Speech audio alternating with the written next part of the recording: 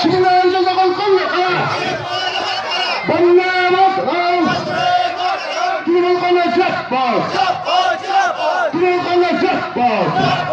এছাড়াও আমরা লক্ষ্য করি শুধু শিমুলিয়া অঞ্চল, টোটাল অঞ্চল 10 জন সদস্য কংগ্রেস এবং সিপিএম এর প্রধান উপপ্রধান সহ 10 জন পঞ্চায়েতের সদস্য পঞ্চায়েত সমিতির সদস্য আজকে মমতা বন্দ্যোপাধ্যায়ের নেতৃত্বে তৃণমূল কংগ্রেসে যোগদান করলে জনাব খালেদা দত্তগিরের হাত ধরে, আমাদের গৌতম দা দেবাশিসদার হাত ধরে আজকে আমাদের সভামঞ্চে যোগদান করলে আমরা তৃণমূল কংগ্রেসের পক্ষ থেকে তাদেরকে আজকে স্মরণ করে আমরা তাদেরকে আন্তরিক অভিনন্দন জানাই।